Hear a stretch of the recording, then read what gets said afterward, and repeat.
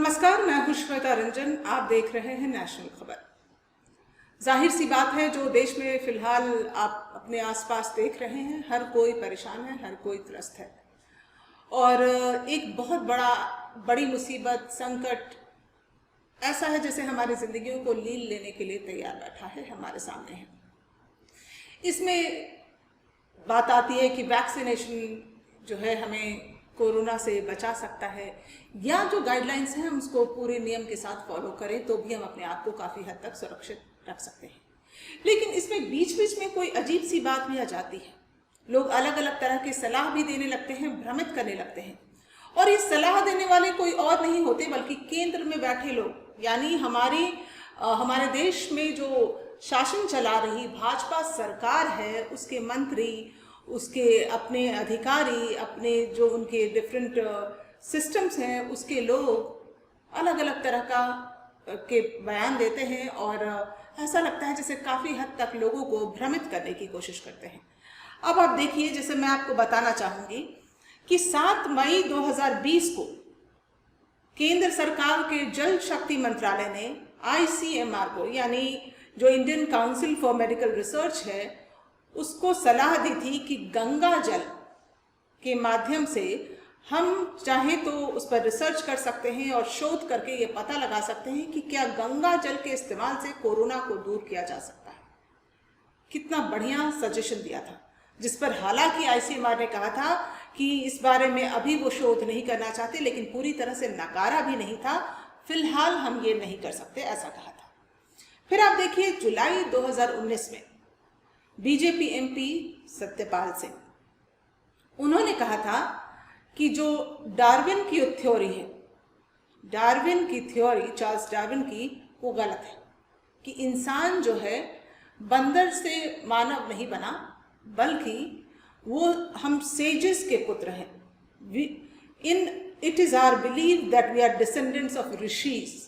हम जो ऋषि गण हैं, ऋषि मुनि हैं, उनसे हमारी पैदाइश हुई है। चार्ल्स डार्विन की थ्योरी जो है वो गलत है।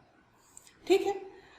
अब देखिए, बीजेपी विधायक देवेंद्र सिंह लोधी, इन्होंने भी एक अजीबोगरीब दावा किया था और इन्होंने कहा था, ये यूपी के बुलंदशहर से विधायक रहे हैं, और इन्होंने कहा है कि गौमूत्र पीने से शरीर की रोग प्रतिरोधक क्षमता जो है वो बढ़ती है। इसको पीने से कोरोना और कैंसर जैसी बीमारियां नहीं होंगी। बेहतरीन। अब ऐसा ही एक और मैं आपको बताना चाहूंगी। उत्तराखंड के बीजेपी विधायक महेंद्र भट्ट, इन्होंने भी दावा किया था कि अगर नहाने के बाद 2 चम्मच गोमूत्र खाली पेट पिया जाए तो शरीर के अंदर के वायरस का नाश हो जाता है। इस तरह की बातें जो केंद्र में बैठे लोग हैं, जो सत्तारूढ़ पार्टी है, दल है, उसके अपने लोग कहते हैं। और मैं ये बातें, आप कहेंगे कि मैं 2019 की बात या इतनी पुरानी बात लेके क्यों बैठी हूँ, तो मैं इसलिए आपको ये बात बताना चाह रही हूँ क्योंकि अभी अभी जो साइंस एंड टेक्नोलॉजी मिनिस्ट्री है भारत सरकार का, इन लोगों ने एक फंडिंग की है ऋषिकेश के एम्स को, all India institute of medical sciences को। और फंड किस लिए किया गया है? ताकि ये शोध कर सके कि क्या गायत्री मंत्र और प्राणायाम के इस्तेमाल से, उसको जाप करके या प्राणायाम करके कोविड-19 का ट्रीटमेंट किया जा सकता है या नहीं। तो वो लोग जो सत्ता में बैठे हैं, जिनकी परवाह अभी ये होनी चाहिए कि रेमडेसिविर का इंजेक्शन पहुंचा के नहीं, साइंस और विज्ञान कितनी तरक्की कर ले कि लोगों को इस मुसीबत से बाहर निकाला जाए, तो वहां ये प्रयास किए जा रहे हैं कि साइंस को, विज्ञान को आधार ना बनाकर, बल्कि एक निराधार सी बात को पकड़ के बैठे हैं कि उस पर शोध करेंगे कि गायत्री मंत्र के जाप से क्या कोरोना दूर हो सकता है, उसका क्या असर होता है। इस पर शोध करने वाली साइंस एंड टेक्नोलॉजी मिनिस्ट्री। और इसके लिए इन्होंने क्या किया है कि एम्स ऋषिकेश को फंडिंग की है कि पता लगाइए कितना असरदार है। ये 20 केसेस ऐसे लेंगे जो कि कोविड संक्रमित हैं, और 2 हिस्सों में बांटेंगे। 10 में वो लोग और जो कि जिन पर गायत्री मंत्र का जाप या प्राणायाम का असर उनको नहीं कराया जाएगा, और 10 वो लोग जिनको ये सब कराया जाएगा, लेकिन दोनों ग्रुप की ट्रीटमेंट जो है बेसिक कोविड की जो है चलती रहेगी।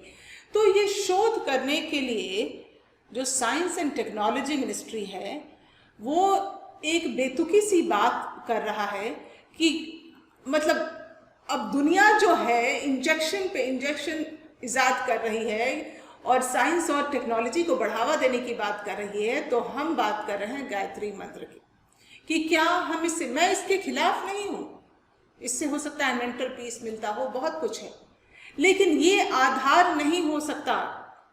इस तरह की शोध पे फिलहाल दिमाग लगाने से अच्छा है कि सरकार दिमाग लगाए कि जो फंड है उसका सही जगह इस्तेमाल किया जाए और उसको लोगों की बेहतरी के लिए, जो लोग मुसीबत में हैं उनको थोड़ी राहत मिल सके। तो इसके लिए इन लोगों ने, एसोसिएट प्रोफेसर है वहाँ ऋचा दुआ, उन्होंने अप्लाई किया था, ICMR शोध करना चाहती थी, ऋचा दुआ जी ने अप्लाई किया, तो उनको 3 लाख रुपए का फंड जो है वो सैंक्शन किया है। हालांकि ये 3 लाख रुपए का फंड जो है ये बहुत ज़्यादा नहीं होता, ऐसा कुछ नहीं है, इतनी बड़ी राशि नहीं है जिस पर कि चिंता जताया जाए, लेकिन ये बहुत ज़रूरी है कि सरकार का ध्यान इन चीज़ों पर केंद्रित ना होकर जो basic science and technology ministry जो है, जो दावे करती है कि हम मार्स का प्रोजेक्ट कर रहे हैं, हम इतने सैटेलाइट्स लगा रहे हैं, विज्ञान को बढ़ावा देने की बात सरकार लगातार करती है, उसके बाद आप गौमूत्र, गाय का गोबर और गंगा जल और गायत्री मंत्र की बातें कर रहे हैं। किस दुनिया में जी रहे हैं आप, जब इस विश्व के सारे देश जो हैं वो नई नई चीज़ों को इजाद करने में जुटे हैं कि किसी तरह से वायरस का खात्मा हो सके और इससे बाहर निकल सकें। वहीं पर ये जो द हिंदू की खबर है, इसके अनुसार the ministry has sanctioned the money to do a research कि योगा, प्रैक्टिस ऑफ प्राणायाम और गायत्री मंत्र का क्या प्रभाव पड़ेगा। तो आप समझ सकते हैं कि सरकार जो है झूठे जो दावे करती है कि किस तरह हमारा पूरा ध्यान है। अरे आपका ध्यान कहाँ है? आप पहले पश्चिम बंगाल पहुंच जाते हैं, सेंट्रल विस्टा प्रोजेक्ट में आप चले जाते हैं, आपका ध्यान ये इस तरह की शोध में लग रहा है। जो आपको काम करना चाहिए वो आप क्यों नहीं कर रहे? क्या ये इतना बड़ा संकट गंगा जल से मुक्ति मिल जाएगी, गायत्री मंत्र से मुक्ति मिल जाएगी? अब तक क्यों नहीं किया? और कई लोग जाहिर सी बात है कर रहे होंगे, जाहिर सी बात है हर घर में जिस भी भगवान में, जिस भी ईश्वर में आप यकीन रखते हैं, आप उसको याद कर रहे होंगे, क्योंकि समय इतना खराब हो चुका है कि आखिर में आप सब कुछ अपने भगवान पे छोड़ देते हैं। जब लोगों के घर में लाशें गिर रही हैं, मौतें हो रही हैं, तो उस समय लोग कुछ नहीं, जब डॉक्टर भी कुछ नहीं कर पा रहे तो यकीनन आप मंत्र जाप ये सब तो कर ही रहे होंगे। तो क्या आपको उससे राहत मिल रही है? हो सकता है मानसिक शांति मिल जाए, लेकिन इस तरह की बेतुकी बात पर रिसर्च और इतनी निराधार बात पर रिसर्च करना, ये सरकार का ध्यान अभी फिलहाल यहाँ नहीं होना चाहिए। तो ये जो प्रोजेक्ट है इसमें सरकार जो है इस बात पर भी शोध कराएगी कि एंजाइटी और थकान, इसके ऊपर भी विशेष तौर पे स्टडी किया जाएगा। लेकिन मुद्दा ये है कि जैसे ही इस खबर के बारे में लोगों को पता चला, लोग तमाम तरह से आलोचना करने लगे सरकार की कि सरकार अभी कर क्या रही है, ये रिसोर्सेस सरकार इतना वेस्ट क्यों कर रही है, इस तरह की चीज़ों में, इतनी अनसाइंटिफिक चीज़ों में रिसोर्सेस को लगाना क्या जायज़ है। एक ओपन एप्लीकेशन एक्चुअली डाला गया था जिसमें कि अप्लाई करना था कि आप किसी तरह का शोध करना चाहते हैं कोरोना से लेके, तो ये ऋचा दुआ जो एसोसिएट प्रोफेसर हैं इन्होंने अप्लाई किया था और इनका ये सैंक्शन हुआ है।